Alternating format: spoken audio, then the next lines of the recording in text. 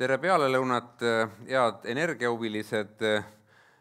Oleme täna rääkimas elektrivarustuskindlusest, et kui tavaliselt me oleme rääkinud kevadeti elektrivarustuskindluse teemadel Eleringi varustuskindluse konverentsidel, siis me sel aastal teadlikult lükkasime varustuskindluse teema sügisesse, lootuses küll, et ilmad on külmemad, kui nad siin oktoobrikuus on olnud ja energiavarustuskindlus meie jaoks palju akuutsem teema kui praeguste ilmadega.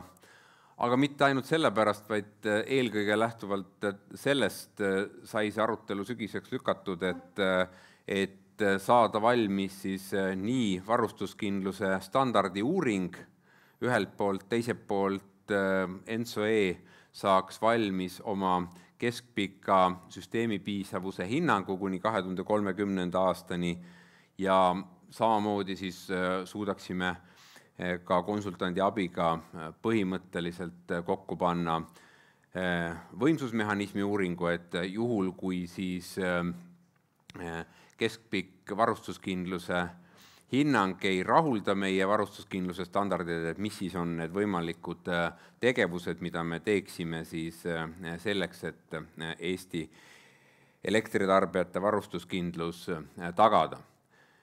Ja me oleme sel aastal veidi ka teistmoodi lähenud, mitte ainult ajalises mõttes, et sügisel kevadasemel räägime varustuskindlusest, vaid ka sellest tulenevalt, et huvi on olnud väga suur elektrivarustuskindlusega seonduvalt, ei ole siis ainult mitte ühte konverentsi korraldamas, vaid oleme pannud kokku sellise ürituste sarja, kus siis räägimegi nendest kolmest põhilisest sammust, mida me siis teeme selleks, et anda ühiskonnale kindlustunne, et varustuskindlus mitte ainult täna, vaid ka tulevikus on tagatud. Sest ilmselgelt täiesti arusaadav on ühiskonna mure, et kust siis see elekter tuleb, sest Elering on viimastel aastatel või viimasel dekaadil investeerinud väga oluliselt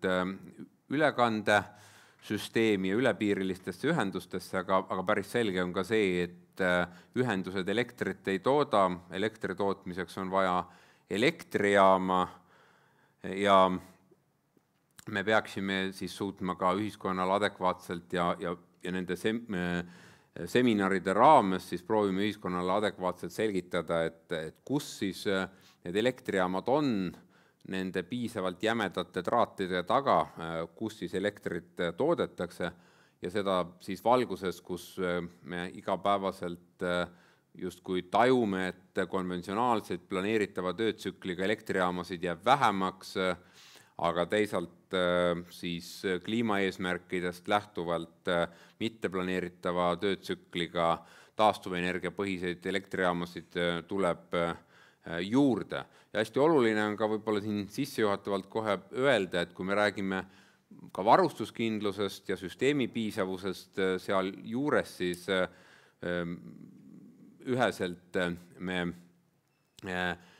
mõistame täna, et varustuskindluse jaoks on vajalikud ja olulised nii konventsionaalsed elektrijaamad, kui siis ka need elektrijaamad, mis on mitteplaneeritava töötsükliga. Et elab kuskil selline müüt, et ainult sellised konventsionaalsed elektrijaamad on varustuskindluse jaoks head ja panustavad sinna, tegelikult see nii ei ole. Ehk et kui me räägimegi varustuskindlusest, siis millest me räägime sisuliselt süsteemi piisavusest, ehk et need samad tootmised ja ülepiirilised ühendused oleksid olemas, aga lisaks sellele me räägime veel ka nii töökindlast opereerimisest, piisavatest reservidest, võrgu piisavusest kui küberturvalisusest. Sest ilmselgelt tarbijal, kes kuskil jaotusvõrgu lõpus on, tema jaoks on üsna ükstakõik, mis pärast ei ole tal elektrivarustust, on see siis sellest lähtuvalt, et ei ole elektrijaama põhivõrgu omanikust süsteemioperaator ei suuda süsteemi juhtida või on kuskil jaotusvõrgus katkestus ja ei ole võrku selleks, et elektrit kohale transportida või on sattunud siis võrk küberrünnaku alla. Aga eelkõige muidugi siin täna ja tegelikult ka nendel järgnevatel seminaridel fookus kõigist nendest 4 komponendist, millest varustuskindlus koosneb, langeb siis süsteemi piisavusele, sest täpselt see peaks andma siis selle vastuse, mis kõige rohkem muret ühiskonnale teeb, et te ehitate võrku küll ja olete ilmselt suutelised ka opereerima võrku, aga kas siis elektrijaam on kuskil seal võrgu lõpus olemas.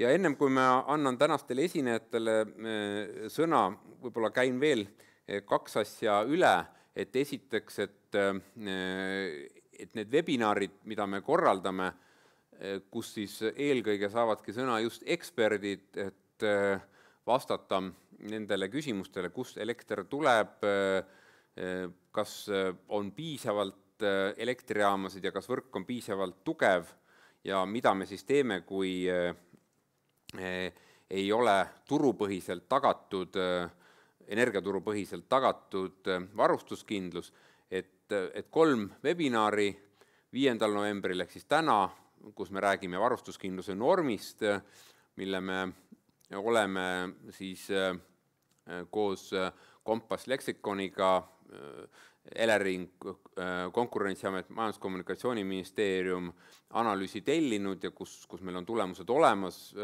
siis räägime üle-euroopalisest varustuskindluse analüüsist järgmisel korral 12. novembril, siis võimsusmehhanismist 20. novembril ja ikkagi kõik see siis lõpeb juba varustuskindluse konverentsiga detsembri alguses, kus siis sisuliselt võtame need eelnevad webinarid ja nende webinaride teemad kokku, et kuidas siis Elering tagab seda, et tuled põlevad ja kodud on soojad nii täna kui 2030. aastal ja sealt edasi.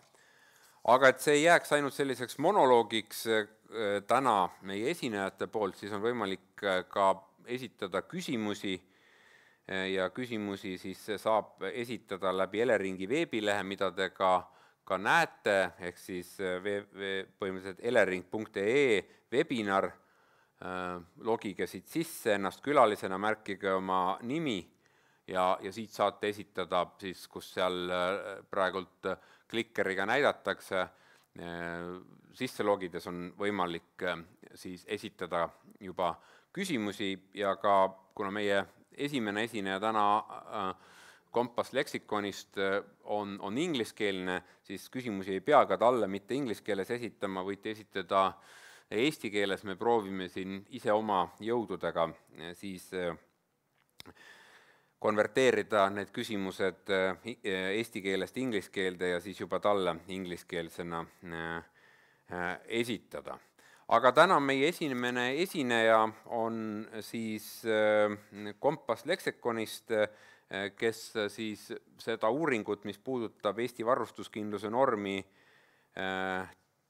teostas ja tegemist on Dmitri Perekotetševiga, kes on Compass Lexiconi asepresident ja nüüd ma palungi Dmitril võtta sõnajärg üle.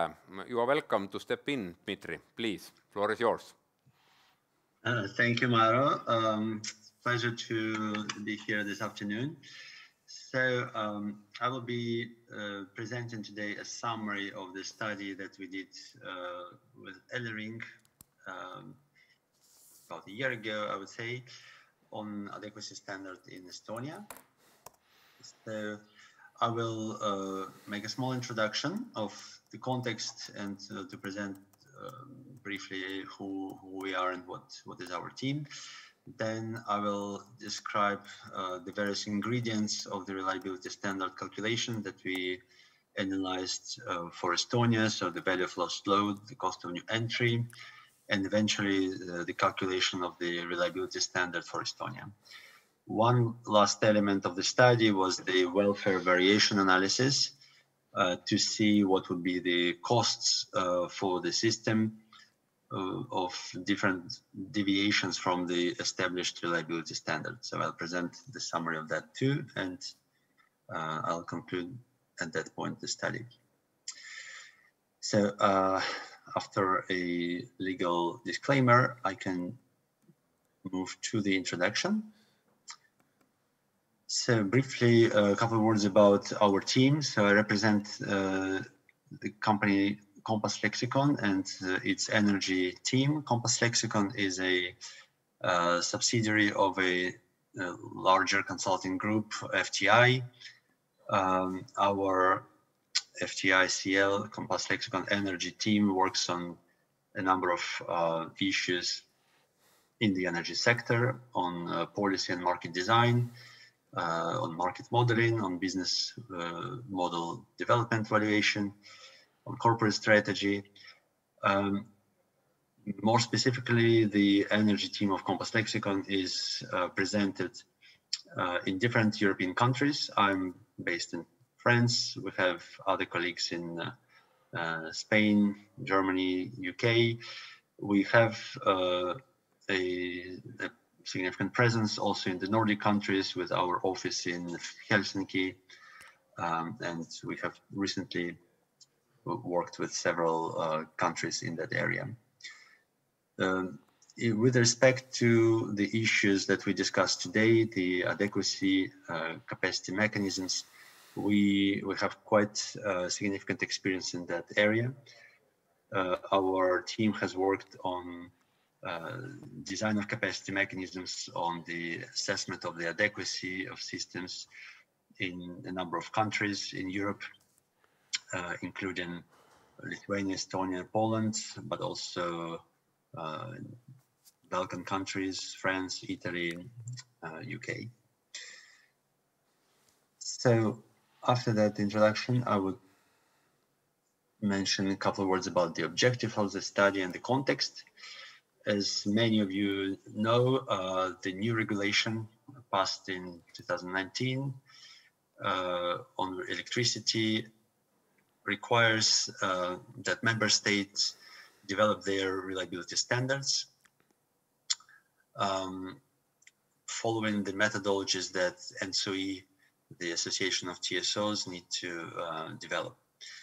The methodologies include the value of lost load, the cost of new entry, and eventually the reliability standard calculated based either on the loss of load expectation and the expected energy not served. ENTSO-E has already done the work of drafting and preparation of these methodologies, and these methodologies have been recently approved in October this year by ACER. At the time when we started this study, these methodologies were still under consideration. At that time, Elering wanted to establish the Estonian reliability standard based on adequacy assessment and consistent with methodologies that currently being developed by ENTSO-E. We were selected under the competitive process to work with Elering on this mission. And our task was, well, first to develop a proposal for the Estonian reliability standard and to run a quantitative analysis of the expected societal costs resulting from deviations from that proposed optimal reliability standard. I will use throughout my presentation quite often different abbreviations, and most likely you have already seen them and know them well, but just to mention them briefly, reliability standard, RS, is the measure of the necessary level of security of supply. EENS, energy, expected energy not served. So this is the volume of demand per year that is not served from the market-based resources because demand exceeds the available capacity. LOLE, loss of load expectation is the number of hours per year when demand cannot be covered by market-based resources. So when ENS is positive. VOL, value of lost load, an estimation of the maximum electricity price that customers are willing to pay to avoid an outage. And KONE, cost of new entry, the annual net revenue per unit of derated capacity of a new generating resource or a demand side response that is necessary to recover this resource capital and fixed costs. A couple of words about economic approach for setting the reliability standard.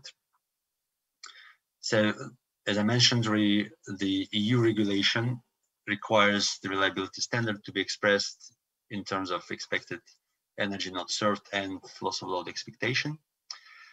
But the optimal volume of installed capacity can be considered as being determined by maximizing the net social benefit of electricity procurement. On the one hand, this social benefit is represented by the cost of additional capacity. On the other hand, by the cost of unserved energy for customers. A simple economic analysis of finding that maximization point for the social benefit suggests that the benefit is maximized at the point where the marginal cost of capacity is equal to the marginal benefit. Marginal cost of capacity is basically how much does it cost, let's say, per year to increase the installed capacity. Typically, we're talking about peaking units. And this is what is represented by KONE, cost of new entry. Marginal benefit, on the other hand, is the value of outages avoided by customers as a result of having the additional capacity, of having 1 megawatt of additional capacity. It can be easily shown that this marginal benefit corresponds to a product between the value of lost load, so the value of the megawatt lost, and the loss of load expectation. Loss of load expectation is a measure of the marginal reduction of the energy not served, resulting from 1 additional megawatt of capacity. Making the equation of those two elements results in this very simple equation that you see on the right. LOLE equals KONE divided by VOL. And this is what determines the main economically justified reliability standard. Such a standard should be expressed in terms of LOLE, the target number of loss of load expectation hours, and that target value can be calculated as the ratio between the cost of new entry and the value of lost load. In the next steps, in the next sections, before going to the next sections, I will probably briefly mention also what other countries are using as loss of load expectation. This was part of the study, a short review of the already used reliability standards. And you will see that most of the countries that we looked at in Europe and as well as in the United States internationally use already LOLE as a reliability standard. Several jurisdictions such as Australia and Alberta in Canada indeed use ENS as a main reliability standard. We also noticed that in many circumstances, there is not one single reliability standard, but some other supplementary reliability requirements are used. So it could be expressed in terms of a percentage of reserve margin, or a LOLE, but in some extreme situations like in Belgium. But we we will refer to that secondary reliability requirements a bit later in the presentation. The next step is discussion of one of the ingredients of the reliability standard calculation, the value of lost load. I will try to be quick here. The value of lost load, the VOL, corresponds to the cost that arises from non-supply of energy. What's important to know about the VOL is that it depends on a number of parameters. It is different for different customers. It may depend a lot on the duration of interruption. It also depends on when the interruption happens, what time of the day, what period of the year. And importantly, it depends on the time of pre-notification of this interruption. If customers have received an advance warning about the interruption, they may take some measures to avoid the costs of that interruption. All that is important because in the context of reliability standards, we need to specify the VOL that is specific to interruptions that one can expect as a result of adequacy issues. There are several methodologies that exist for the calculation of the VOL. Revealed preferences is a methodology where you look at how customers have reacted to avoid outages.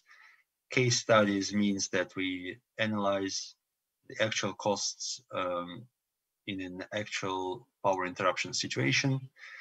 These are rarely used approaches.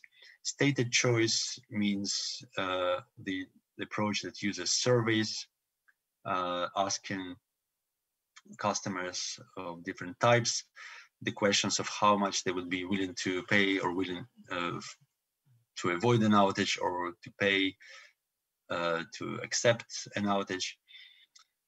And macroeconomic approaches where the cost of an outage is estimated based on macroeconomic parameters.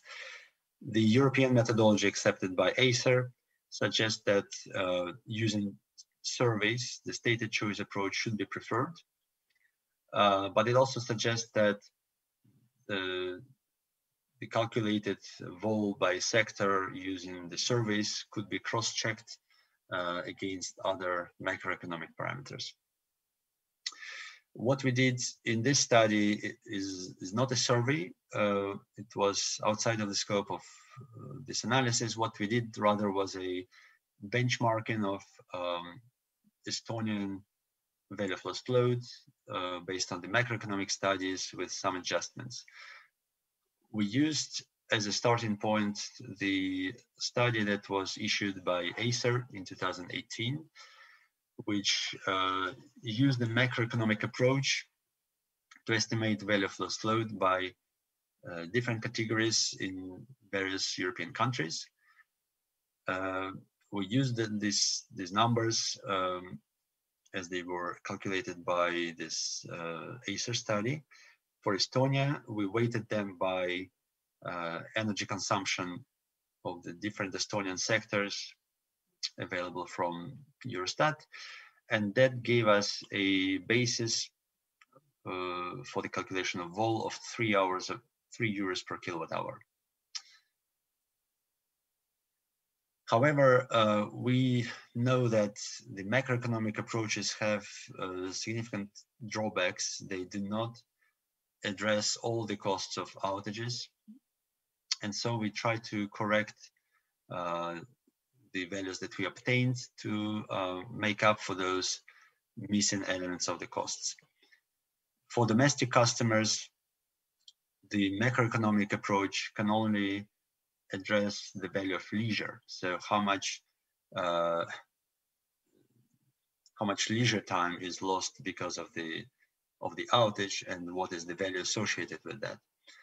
We have found some academic studies that suggest that the value of leisure represents only about 30% of the total cost of outages for households. For industrial sector, the macroeconomic studies can only address the loss of production as a cost of an outage, but there are many other costs associated with, for example, damages, spoiled materials, the costs of restarting the industrial process. So these are not accounted for in the macroeconomic study. And we know that the production loss, again, from another academic study, represents about 40 to 70% of the total cost of outages. So we make an adjustment using these figures. And as a result of this adjustment, we obtain an adjusted estimation of the value of lost load for Estonia, which is in the range between about 6.5 and 8.5 euros per kilowatt hour. So that is the first ingredient for the reliability assessment, reliability standard estimation. Second ingredient is the cost of new entry. The cost of new entry is starts from identifying and selecting the reference technologies. So what technology is the most likely to represent an extension of the capacity fleet driven by the market. So the candidate technologies should be merchant, driven by the market, quite standard to make sure that the costs are easily calculated, and should reflect the potential new entry. After some selection process, we narrowed down on top 3 reference technologies for a peak and plant for the calculation of KONE. It's either OCGT, an open cycle gas turbine, or with dual or single fuel, or a reciprocating engine working on natural gas as a primary fuel, potentially with secondary fuels as well. In Estonia, especially, there is a precedence for having, for this option 3, the Kiisa plant that has recently been constructed. It's a 250 megawatt plant consisting of a number of small engines. We have also considered other options for reference technologies, but for various reasons, because the potential entry is limited, or technologies are subsidized or difficult to establish a standard cost, we have eventually excluded these other options. For the selected OCGT and reciprocating engine options, we have done first a European benchmarking of the KONE, looking at a number of existing studies in Europe of the KONE based on OCGT, and making some adjustments of the parameters to make them consistent with the Estonian specificities, for example, the WACC. We have obtained a range between 44 and 82 euros per kilowatt, with a central point at 62 euros per kilowatt. Then we did a similar analysis, but this time a bottom-up calculation for the a theoretical OCGT in Estonia, or the example of Kiisa reciprocating engine plant. This led us to quite a similar range between 51 and about 80 euros per kilowatt hour, with the midpoint at 63. So we use that range that we found here as the second ingredient for the reliability standard. Now that we have 2 ingredients in place, we can proceed to the calculation of the reliability standard. As I mentioned in the beginning, the reliability standard expressed in terms of Lowly target is a ratio between the KONE and the value of lost load. Since for each of those parameters we account for a certain some uncertainty of the specific value, for both parameters we have a range of values. We also calculate a range of ratios that represents the reliability standard. The middle point of that range is about 9 hours per year, but the overall range is between 6 and 12 hours per year.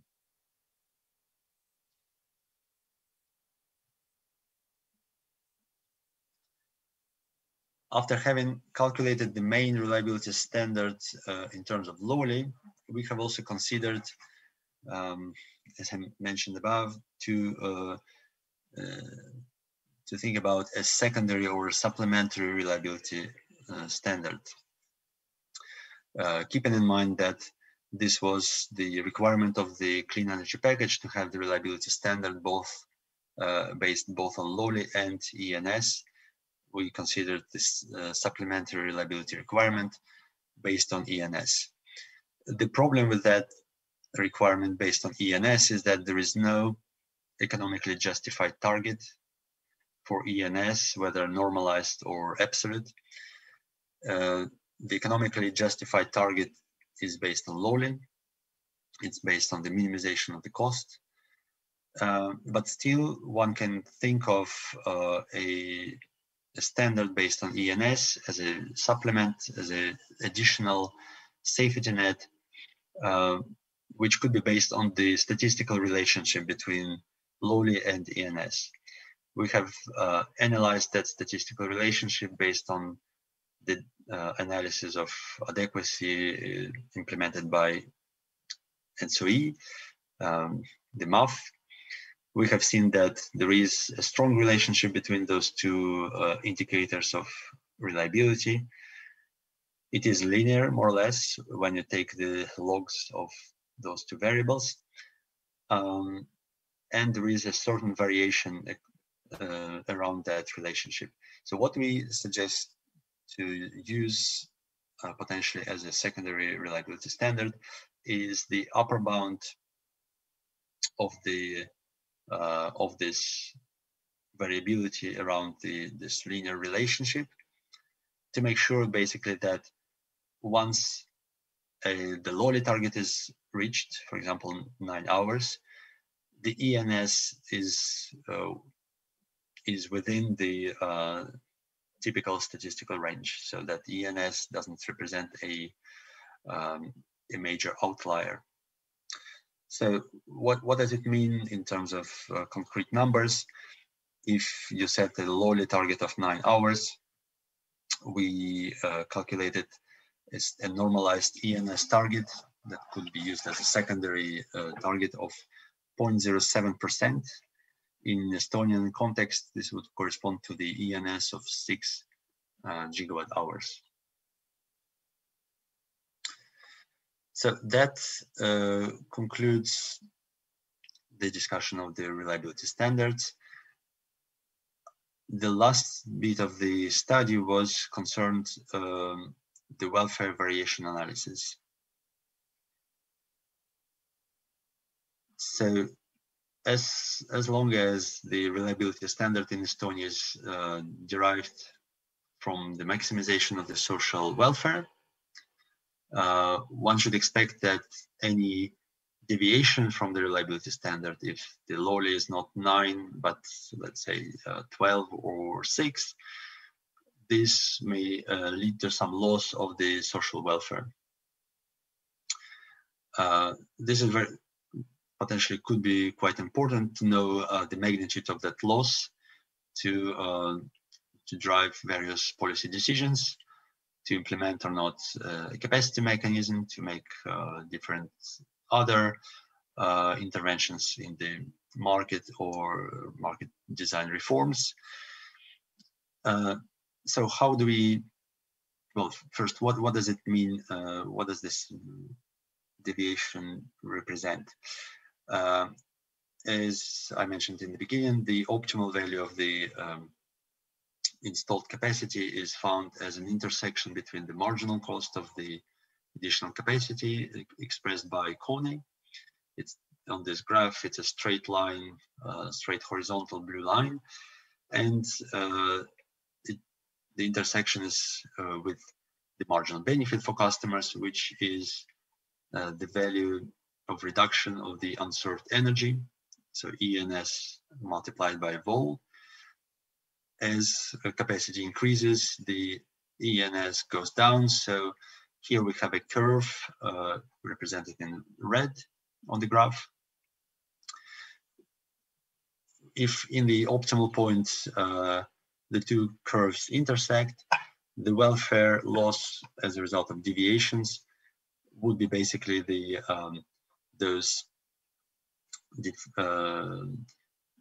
blue triangles between the curves. If you have a little bit less capacity than optimal, customers will suffer more unserved energy, and there will be a welfare loss resulting from that. If you have too much capacity installed, customers will have less outages and the associated costs, but you will pay too much for the installed capacity. So to estimate those blue triangles, we need to have some estimation of the ENS and Lowley curve, as it depends on the capacity. We implemented some a modeling approach, which is rather simple. It's a probabilistic model based on the demand and renewable profile data from MAF. It is also based on the outage percentages for the main capacity elements in the Estonian system, the Estlink 1 and 2, the Auvere plant, Kiisa plant. Combining these elements, we have calculated a probabilistic assessment of the Lowley as a function of the remaining derating capacity. And using that curve, we could estimate the welfare sensitivity of our approach. So the welfare variation we calculated as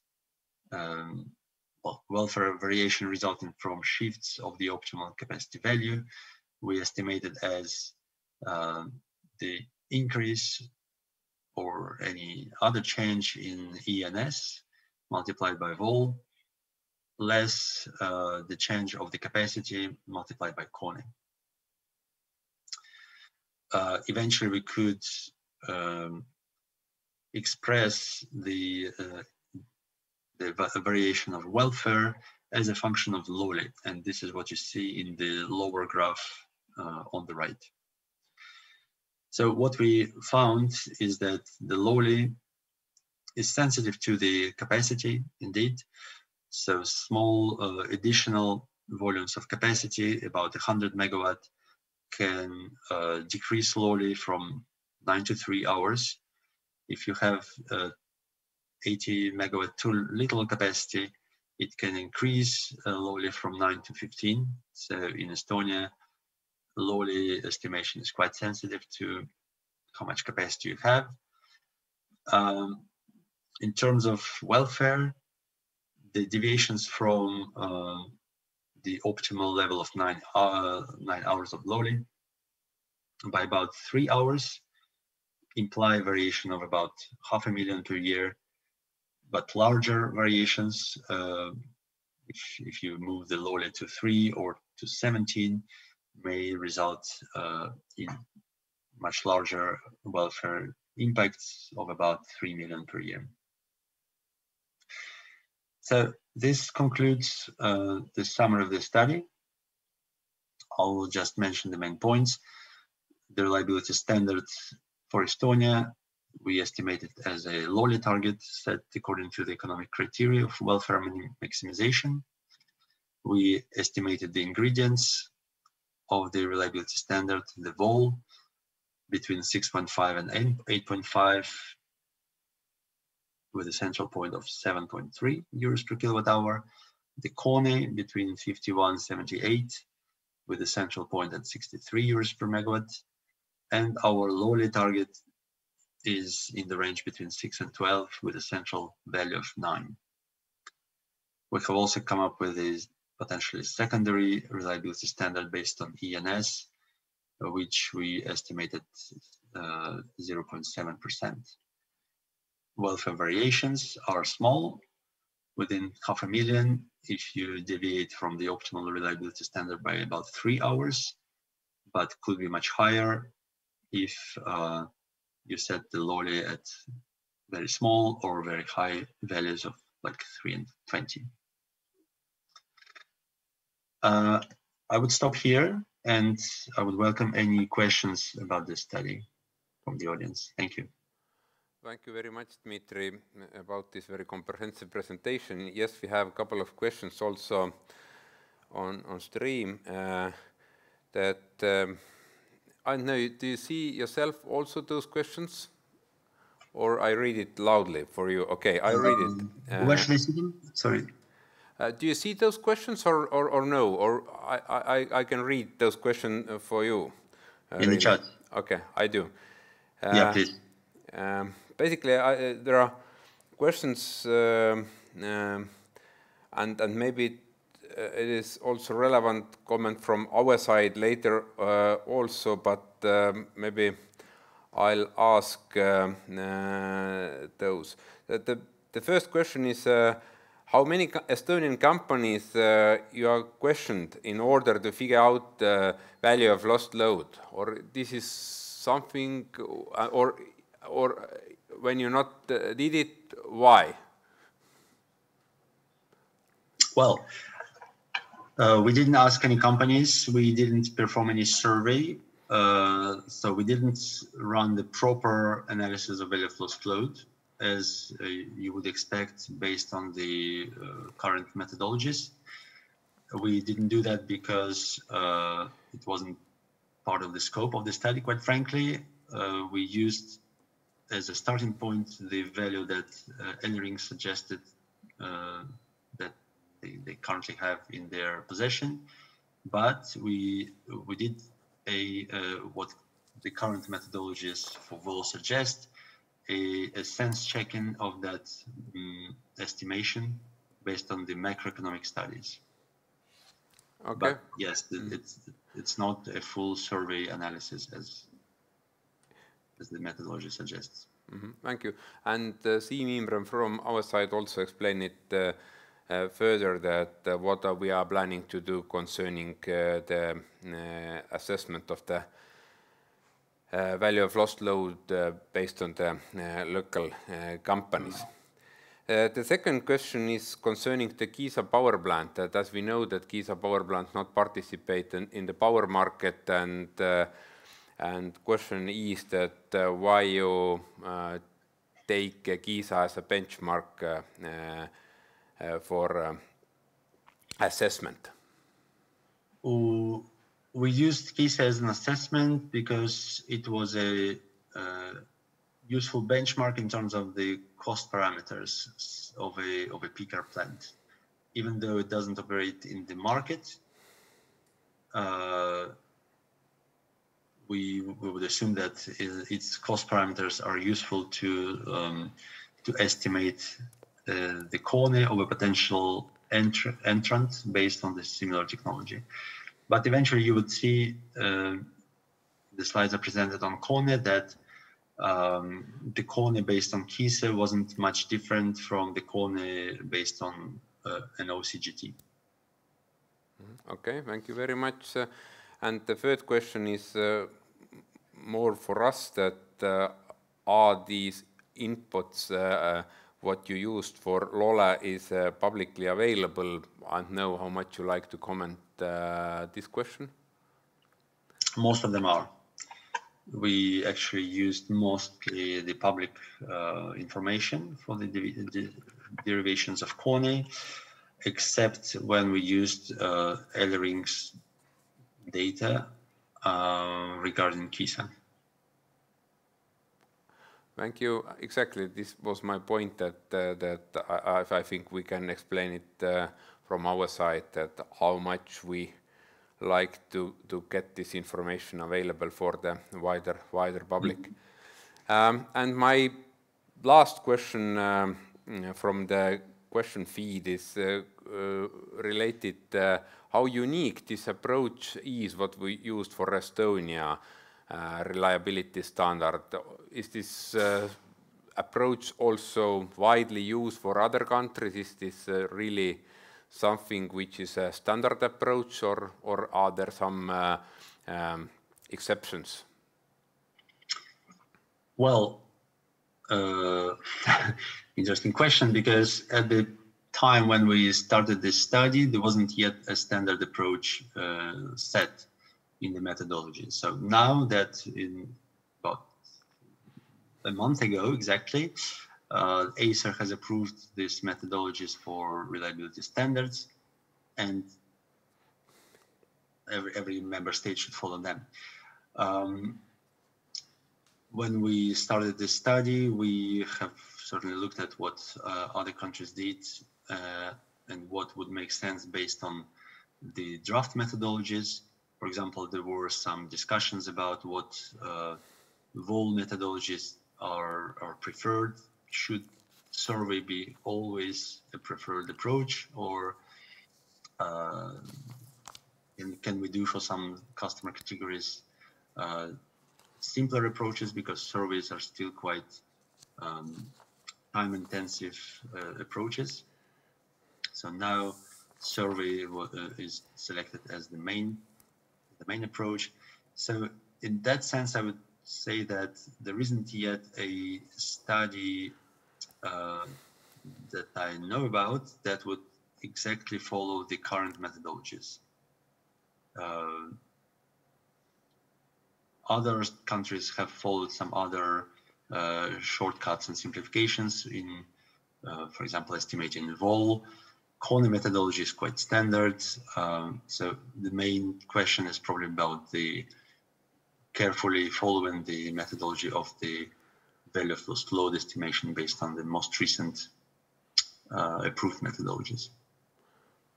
Okay, thank you very much for your answers, and also once again about your presentation. I think this job what you have done is really very high quality job, and I hope that we really based on that also one day can get approved standard for Estonia. But and thank you very much. Take care. All the best. Thank you. And now we should move on ja järgmiseks siis räägime Eleringi poolt, et milline on varustuskindluse norm.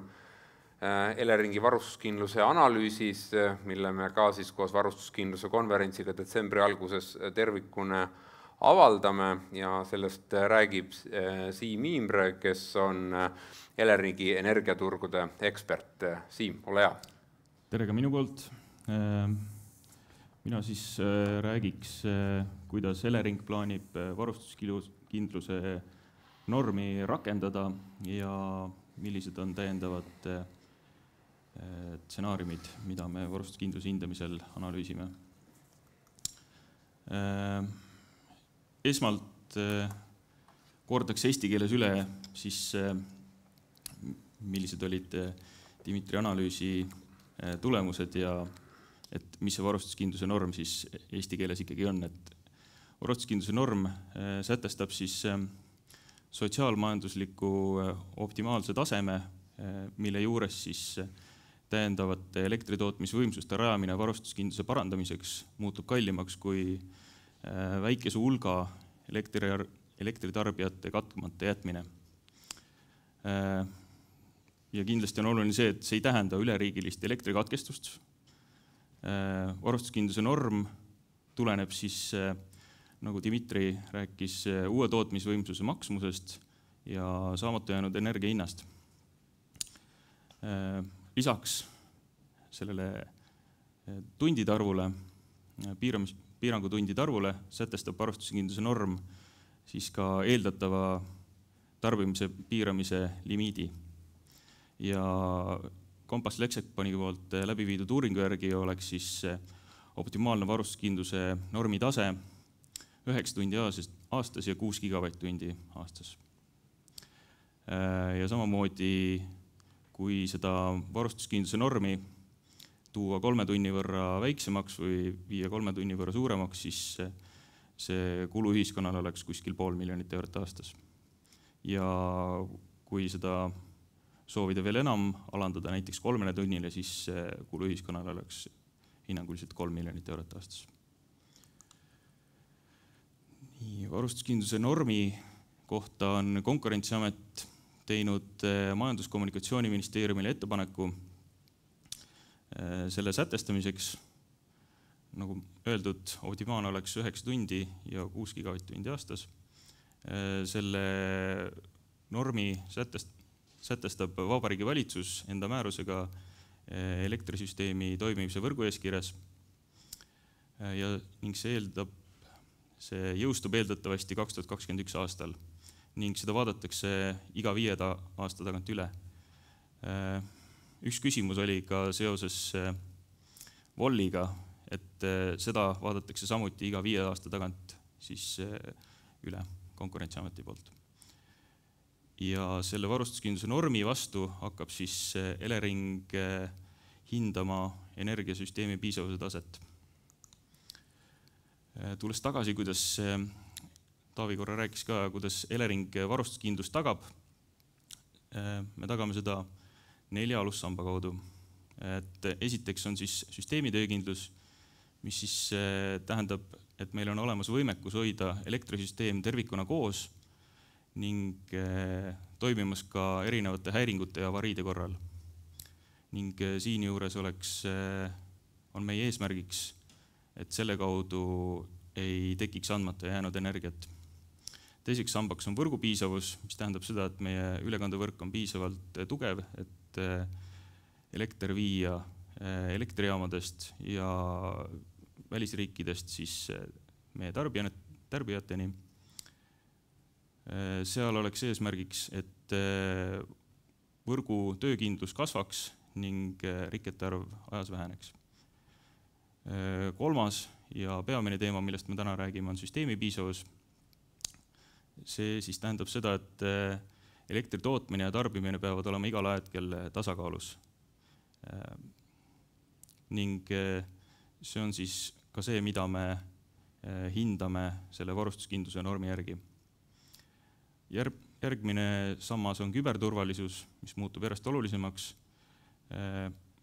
Ja see eeldab seda, et meil on olemas võimekus astuda vastu siis erinevatele küberriskidele ning meie andmata energia küberriskidest tulenevalt oleks samuti 0. Süsteemi piisavusest täpsemalt. Elering kasutab siis varustuskindluse normi süsteemi piisavuse hinnangute tegemiseks, täpsemalt siis tõenäosusliku üle-euroopalise hinnangu tegemiseks, mida Elering teeb koostöös kõigi teiste Euroopa Eleringidega. Sellest täpsemalt räägime järgmisel veebiseminaril. Kuid Elering ei vaata ainult seda tõenäosuslikku analüüsi, vaid me hindame täpsemalt ka Baltimaade ja Eesti kohta erinevad teisi stsenaariumeid, mis on küll vähem tõenäolised, kuid me usume, et need on väga olulised. Kui süsteemi piisavuse hinnangud näitavad, et meil on probleem, siis tuleb tuvastada turubarjäärid ning need likvideerida ning peale seda on võimalik teha ettepanek võimsusmehhanismi kehtestamiseks, mis sisuliselt on riigi abi, millega siis hangitakse mingisugune hulk täiendavat tootmisvõimsust, kuid sellest räägime 3. veebiseminaril täpsemalt. Nagu ma korra mainisin, siis Elering ei hinda ainult tõenäosuslikku turupõhist, ei tee ainult tõenäosuslikku turupõhist hinnangut, vaid võivad esineda ka olukorrad, kus kohas turg ei saa toimida. Need on küll väikese tõenäosusega, kuid nende mõju on suur, kuid meie parim teadmine homse, järgmise aasta kui ka 10 aasta kohta on see, et toimib turg. esimeseks siukseks stsenaariumiks on Balti sünkroonala stsenaarium, mis siis tähendab seda, et kõik vahelduvvoolu ühendused Baltimaadega on katkenud.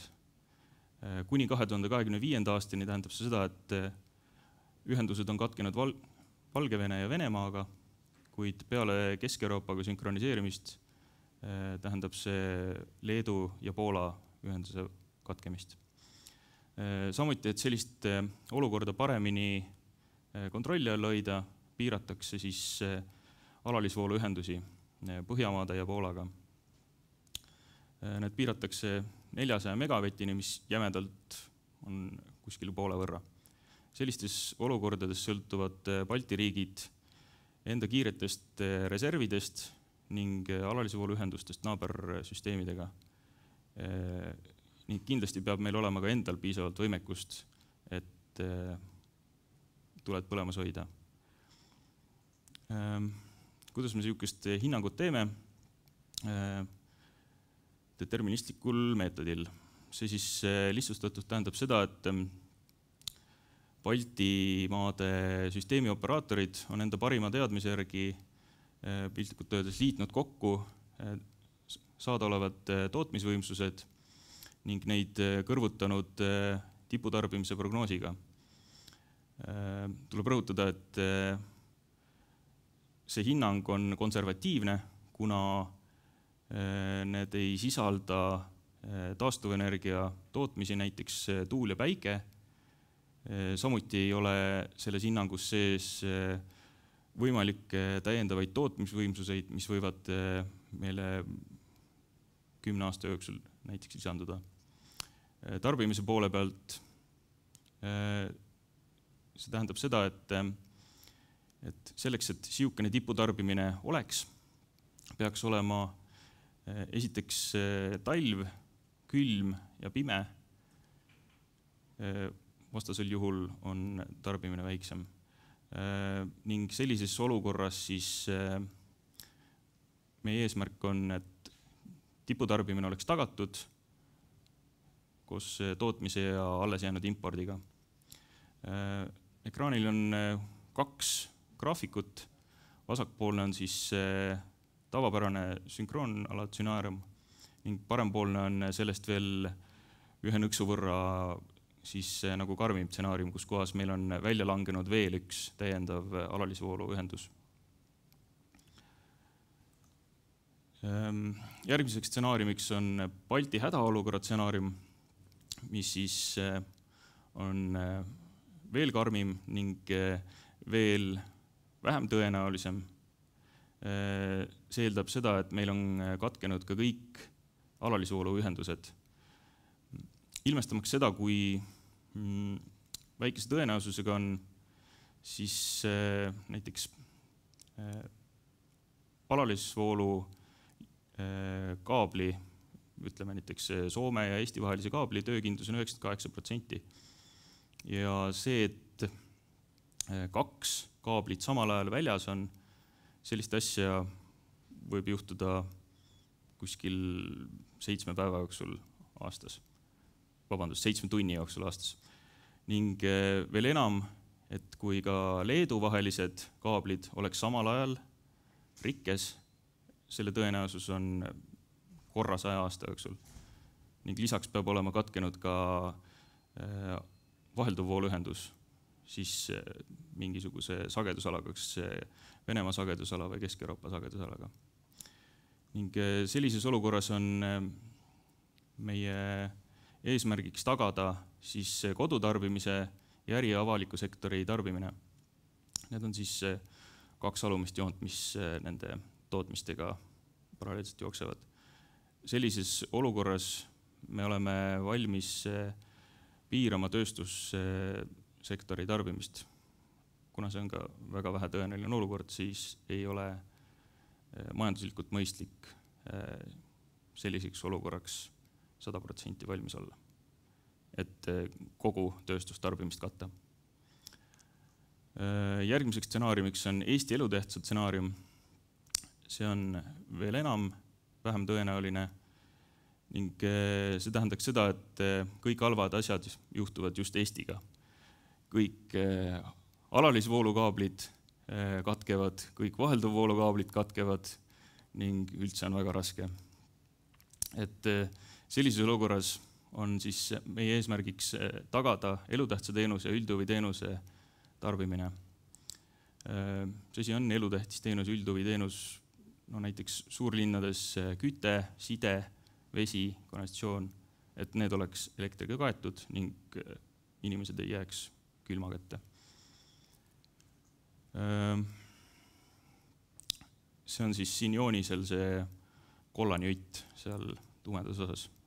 Et selle osa peaksime ära katma ja kui jääb elektrit üle, siis saame katta ka teisi kodusid ja poode.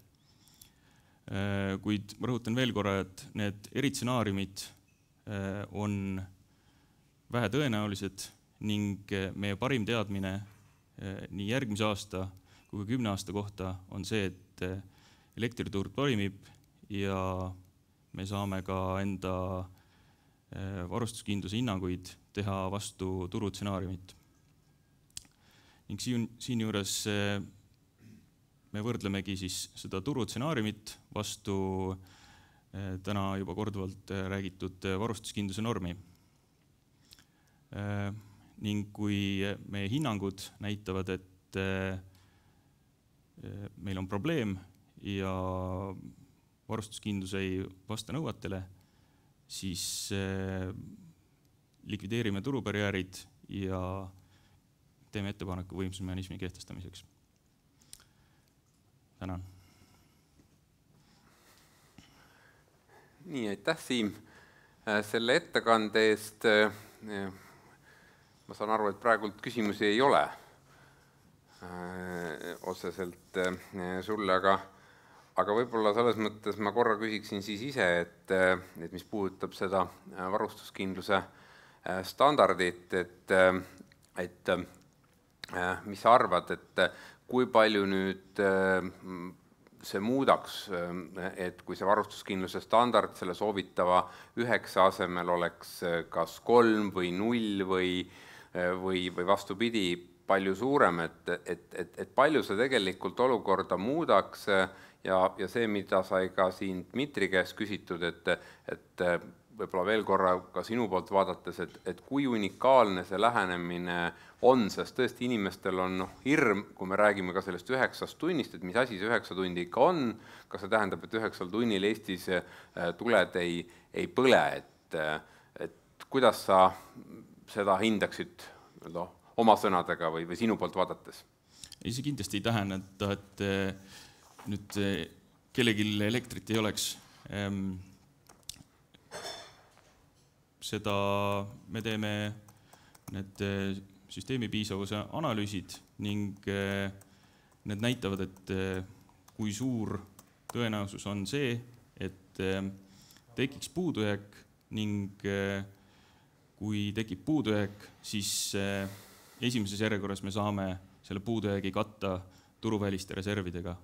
Et me isegi ei pruugi tööstustarbijaid piirama minna, isegi kui meil peaks niisugune olukord tekkima. Aga võib-olla siit edasi minnes, et kui me nüüd kas või viimasel nädalal oleme palju lugenud siin Astravetsi tuumajaamaga seonduvalt arenguid kaubandusega Valgevene Leedu piiril ja kuidas kaubandus nüüd edasi läheb, et kui palju ja kas on ka selle standardi väljatoomisel arvestatud elektrikaubandusega Venemaa ja Valgevenega? Varustuskindluse standardit kaubandus kellegi iganes ei mõjuta, seetõttu, et varustuskindluse standard leitakse siis lisanduva tootmisvõimsuse maksumuse ja siis saamata jäänud energia hinna suhte kaudu ning isegi varustuskindluse hinnangute tegemisel me ei ole võtnud kaubandust ei Venemaa ega Valgevenega arvesse. Aitäh. Siin on natukene ettevaatavalt Andres küsinud, et teatavasti tõesti Leedu taotleb Euroopa Komisjonilt riigiabi luba ja nad tahavad riigiabi anda seoses tootmispiisavuse puudujäägiga. Ma ei tea, et Läti TSO näeks, aga Andres väidab, et Läti TSO näeb sama probleemi. Ja küsimus ongi, et kuidas nüüd meie ehk Elering näeme, et kõik on korras, et ei ole vaja täiendavalt sekkuda. Et ma arvan, et seda me ei ole ka täna väitnud. Need järgmised seminarid, mis puudutavadki siis süsteemi piisavuse analüüsi, millest me räägime järgmine kord ja siis juba sellest tulenevalt, et kas võimsusmehhanismi ehk riigiabi on vajalik rakendada või mitte, et me vaatame sellele ette, et me kindlasti ei taha täna midagi sellist väita, aga võib-olla sa soovid ise seda küsimust kommenteerida. Eelkõige see on tõesti fakt, et Leedu on võtnud väga selgelt positsiooni siis Leedu enda uuringutele põhinevalt, et Leedus on tootmisvõimsuste või süsteemi piisavuse puudujääk ja tuleks rakendada võimsusmehhanisme selleks, et tagada süsteemi piisavus. Jah, Leedu uuringuid ma paraku ei oska kommenteerida, kuidas nemad neid teinud on ja kuidas nad enda järeldusteni on jõudnud, aga eelmise aasta MAF näiteks sihukest probleemi ei tuvastanud. Samuti me ei ole ka tahaks uuesti tulla nende eritsenaariumite juurde korra, et ka seal me ei ole arvestanud mingisuguse täiendava tootmisvõimsusega, et need on konservatiivsed stsenaariumid ikkagi. Ja jah, selle aasta varustuskindluse hinnangu me avaldame siis enda varustuskindluse seminaril. Aitäh! Nii, siin on veel üks täiendav küsimus tulnud ja ma loen selle sulle lihtsalt siit ette, et mis on Estlink 1 ja 2 poolt tarnitavate kiirete sagedusreservide maht Balti sünkroonala stsenaariumi puhul, millist kokkulepet Balti sagedusala ja Põhjamaade sagedusala vahel siis põhimõtteliselt automaatsete sagedus hoidmise ja sageduse taastumise reservide jagamiseks vastavalt määrusartiklitele eeldatakse. Ehk et siis sisuliselt küsimus on see, et kui suures mahus kiirete sagedusreservidega me arvestame Balti sünkroonala stsenaariumi puhul? Me piirame enda alalise voolu ühendused 400 megavati peale. Ühesõnaga, et seda ülejäänud osa me saame kasutada siis nende reservide jaoks. Näiteks Estlink 2, mis meil on Eesti ja Soome vahel, tavaolukorras tema võimsus on 650 megavatti, siis kui me piirame selle 400 peale, siis 250 jääks siis selleks puhvriks, mida me saaksime kasutada. Millised kokkulepped meil on sõlmitud, ma täpselt ei tea, sellepärast mina ei tegele kõigi asjadega Eleringis, aga jah. Sellest on natukene ka juba etteruttavalt jõuab sinna kohta, mis puudutab pigem süsteemi opereerimist, ehk seda varustuskindluse nagu teist jalga, et kui palju me reserve vajame ühe või teise stsenaariumi puhul ja teatavasti praegult on väljas avalik konsultatsioon, mis puudutab siis kogu Baltikumi LFC plokki ja siis ka sellest, et millised frequency containment reservi ja nii automaatsete kui manuaalsete sageduse taastumise reservide kontseptsioonid on ja ka millised need mahud on või saavad olema siis peale sünkroniseerimist Mandri-Euroopaga, et see on natukene teine teema, me võime selles mõttes selle juurde tulla siis kõige lõpus 3. webinaril tagasi, kus me tegelikult räägime ja vaatame ja ka varustuskindluse aruande seminaril, kus me siis tegelikult räägime sellest juba konkreetsemalt, et kas ja mida on meil vaja lisaks turule teha selleks, et tagada, et tuled põlevad, et võib-olla on õige siin ka kuulajatele täna just öelda, et püsige lainel ja olge meie 3. webinaril juures ja ka varustuskindluse seminaril, et siis me tuleme selle juurde tagasi, et kas ja mida tuleb selleks teha erinevates stsenaariumites turuväliselt, et tuled põleksid. Nii, aga ma vaatan kella, kell on 10 minutit 4 läbi, praegu rohkem küsimusi ei ole. Aitäh, Siim, sulle selle ettekande eest ja siis nagu juba sissejuhatavalt sai öeldud, et meie järgmine webinar on 12. novembril kell 2, kus me siis räägime ühest teemast, mis on pakkunud siin pikalt kõneainet Eestis, et kas ka 10 aastat ette, 2030 vaates on siis süsteemi piisavus tagatud ja siis sellest ühelt poolt räägib ENTSO-E poolt ekspert Lazaros Exitides ja meie poolt siis meie enda ekspert Jarmo Ling, mis on huvitav ja ma arvan, et Eleringi poolt ja ka võib-olla meie turuosalistele kõigile varustuskindluse huvilistele ka oluline ära öelda, et me viimasel aastal just lähtuvalt sellest kindlustundest, mida ühiskond vajab seoses varustuskindlusega, oleme ka endal siin Eleringis ehitanud üles võimekuse viia sellised, mitte ainult siis deterministlikke, aga ka tõenäosuslikke analüüse läbi kogu Euroopa varustuskindluse osas, et sellest lähtuvalt see vaade 2030 nii Eesti kui üle-euroopalisele varustuskindluse analüüsile võiks päris palju anda siis vastuseid selle kohta, et kui 9 näiteks saab olema see standard, mille Vabariigi Valitsus kehtestab meie normina, et milline siis see olukord nii täna kui 10 aasta pärast on, et siis järgmine seminar 12. novembril kell 2, nii et püsige kuuldel ja püsige terved, aitäh selle tähelepanu eest täna, sellega on tänane webinar lõppenud, aitäh!